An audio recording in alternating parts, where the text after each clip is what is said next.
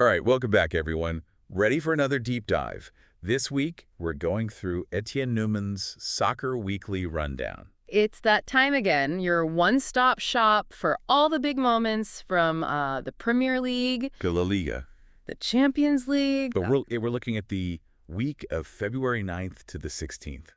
2025, of course. A big week it was. It really was, full of drama and some really thought-provoking moments, I'd say. Exactly. We'll be talking about the future of the sport, Mm-hmm. but also, remembering why we love it in the first place. Absolutely, yeah. And the stories we've got this week, well, they really do touch on what makes football so captivating. They do, so why don't we just jump right in? Premier League first, eh?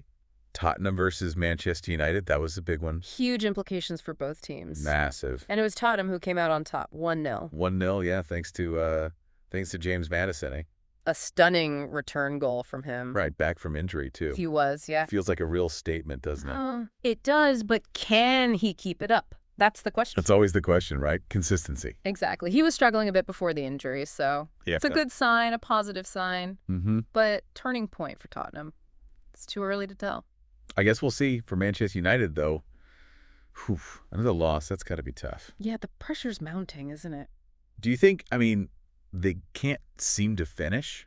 Right. Is that like a tactical thing? It's a bit of everything, I think. Like- They just haven't had a consistent attack all season, that's clear. Mm-hmm. This game just showed it again, though. No Yeah. clinical finishing, just not there. Mm-hmm. But you can't ignore the mental side either, Right. It seems like the confidence just isn't there up front. Yeah, when you're in your head like that. Exactly. Okay, well, how about Liverpool then?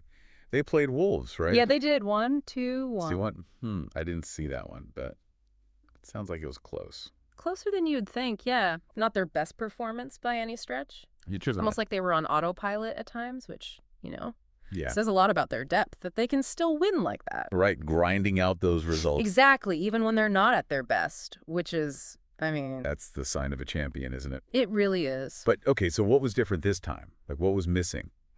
Well, the midfield control wasn't quite there, not as usual. Okay. Relied more on those, individual moments of brilliance. Yeah.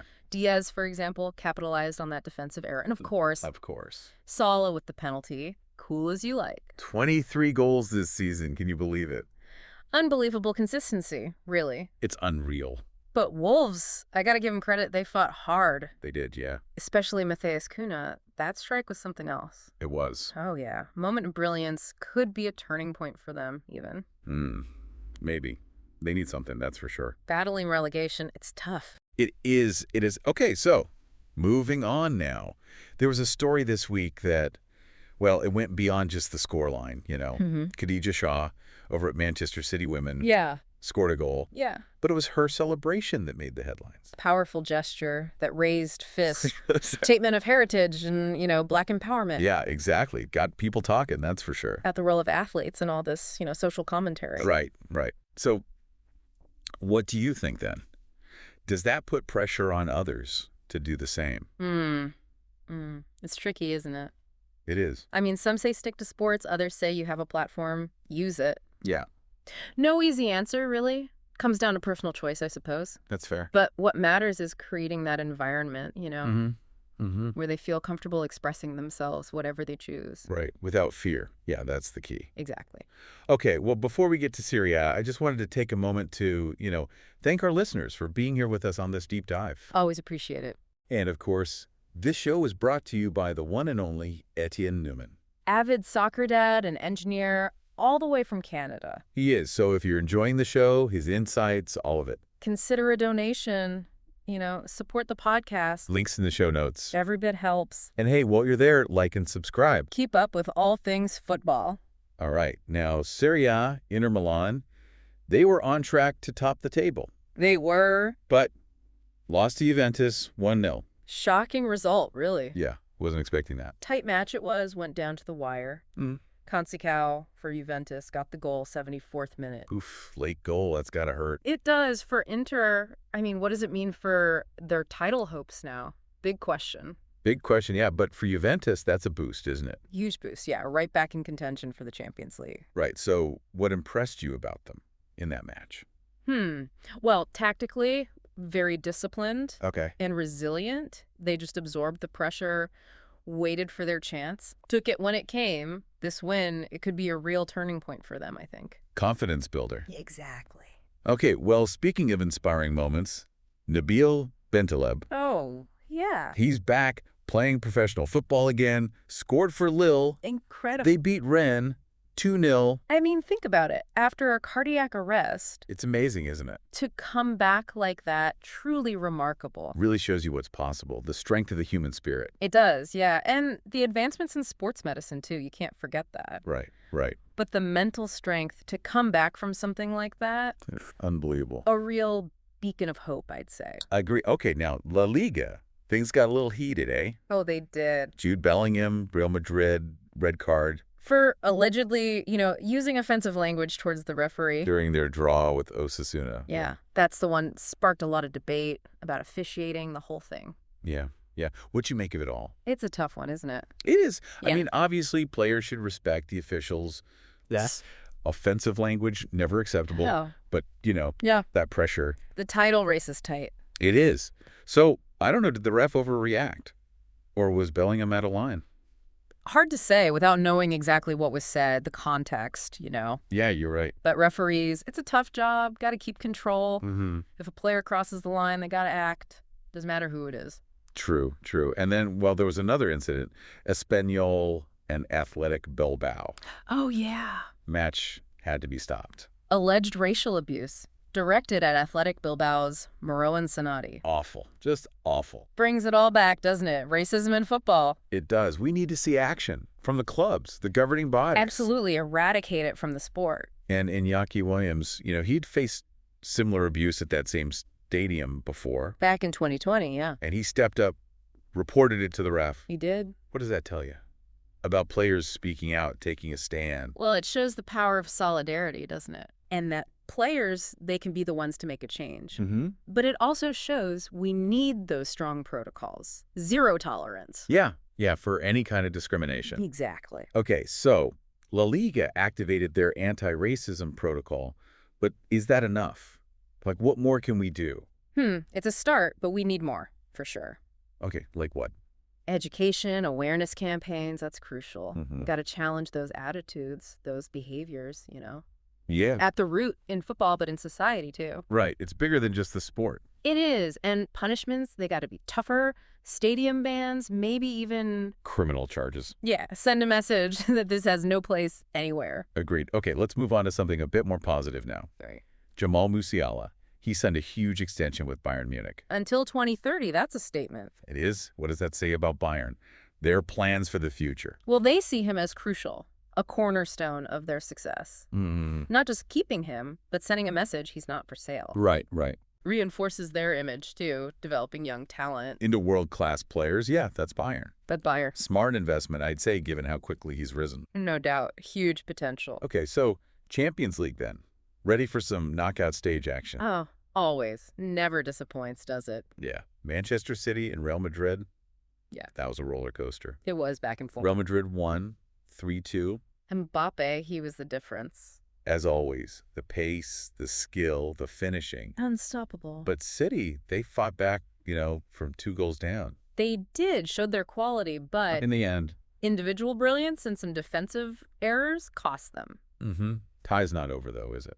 Not at all. Wouldn't rule out a City comeback. Second leg should be interesting. Oh, yeah. And then there was Celtic playing Bayern at Celtic Park. Harry Kane finally got to play there. Dream come true for him. Scored 2 in a 2-1 win for Bayern. He did. Fitting, isn't it? It is. And his transition to Bayern, seamless. I know. It's like he's always been there. Proving he's still one of the best, adapting to a new league, new style. And Borussia Dortmund, they won big, 3-0 against Sporting CP. Away win, too. Impressive. Serhou Guirassy, he was the star, goal and an assist. He was fantastic. His stock is rising, that's for sure. What do you think this means for him? Transfer rumors, all that. Oh, well, he's definitely caught the eye, showcased his talent on the big stage. Champions League, it's like a chop window, isn't it? It is, yeah, especially for players looking for that big move. All right, well, before we wrap up this part of the deep dive, we got to give a shout out to the man behind it all, Etienne Newman. The mastermind himself. Engineer, soccer dad extraordinaire, from Canada. If you're enjoying the show, his hard work, his dedication, Consider a donation. Links in the show notes. every bit helps us keep this going. And of course, hit that subscribe button. Tell your friends. We're building a community here. We are a community of football lovers, all right? So another week done, full of drama, controversy, you name it. it was, but what stood out to you? I mean, what really resonated? That's tough. There was so much. Was it a goal? A moment of brilliance? Or maybe something bigger, something that needs our attention. What really got you thinking?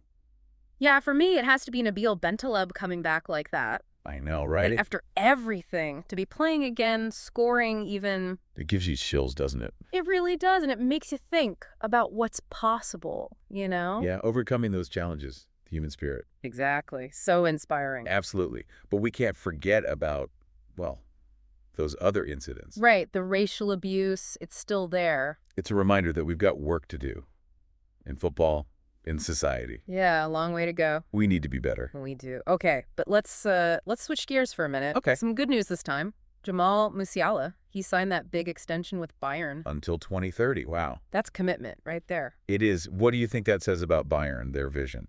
Well, they clearly see him as a key part of their future, Not just keeping him, but showing everyone he's not going anywhere. Right, sending a message. Exactly, and it builds their reputation, too, as a club that develops young players. Yeah, they're known for that, bringing those young talents up. And turning them into stars, exactly. Makes sense. He's already so good, and he's only going to get better. Oh, absolutely. Massive potential there. Okay, so are you ready for some Champions League talk then? Always ready for that. The knockout stage, it's heating up. It is. Manchester City and Real Madrid. What a match that was. Back and forth. So much drama. Real Madrid won 3-2 in the end. Mbappe, what can you say? He was the difference maker. He was. The pace, the skill, those finishes, unbelievable. Clinical, just clinical. But City, you got to give them credit. They fought back, 2 goals down. They did, yeah. Showed their quality, but in the end, some mistakes defensively, and Mbappe, well, he punished them. He did, but it's not over yet, is it? No, not at all. Wouldn't be surprised to see City turn it around in the second leg. That's the beauty of the Champions League. Anything can happen. Exactly. And then there was Celtic playing Bayern at Celtic Park. What an atmosphere that must have been. I bet. And Harry Kane finally got to play there, even scored a goal. Dream come true for him, I'm sure. Bayern won 2-1. They did, and Kane, he just fits in perfectly, doesn't he? It's like he's always been there. Incredible how quickly he's adapted. And Borussia Dortmund, they had a big win, 3-0 against Sporting. Away from home, too. That's impressive. It is. Serhou Guirassy, he was the stand-up performer, a goal and an assist. He was brilliant. Really showed what he can do on the big stage. Yeah, Champions League, it's a showcase, isn't it? It is, yeah, especially for players like him looking for that next big move. You score a goal or two in the Champions League, suddenly everyone's interested. That's how it works. Your value skyrockets. All right, so before we move on, I just wanted to take a moment to acknowledge the person who makes all of this possible, this show, this deep dive into football every week. Etienne Newman, the man himself. Engineer, soccer dad, and the brains behind this whole operation, all the way from Canada. If you're enjoying the show, his insights, all of it, consider showing your support. Yeah, a donation would be amazing. You can find the link in the show notes. Every little bit helps us keep this going. And of course, if you haven't already, hit that subscribe button. Tell your friends, spread the word. We're building a community here. We are a community of football fans united by our love for the beautiful game. That's what it's all about. So we've covered a lot of ground this week, but I'm curious, what really stood out to you? What got you thinking? That's a good question. There were so many moments, so many stories. Was it a goal? A player's gesture? Or maybe a bigger issue, something that needs to change. What resonated with you the most?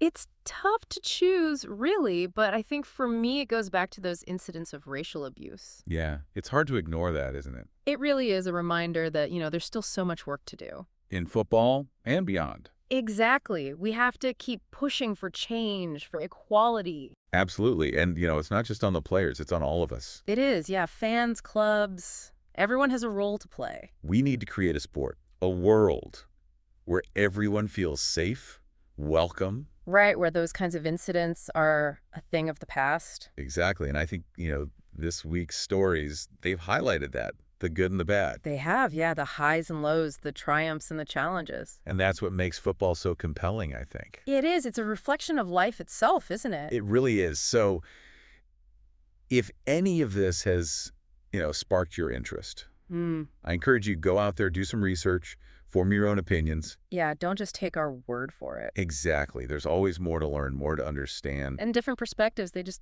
enrich the conversation. They do. That's what makes it so interesting. So on that note, I think we'll wrap things up here. Sounds good. Thanks for joining us on this deep dive into the world of football. Until next time.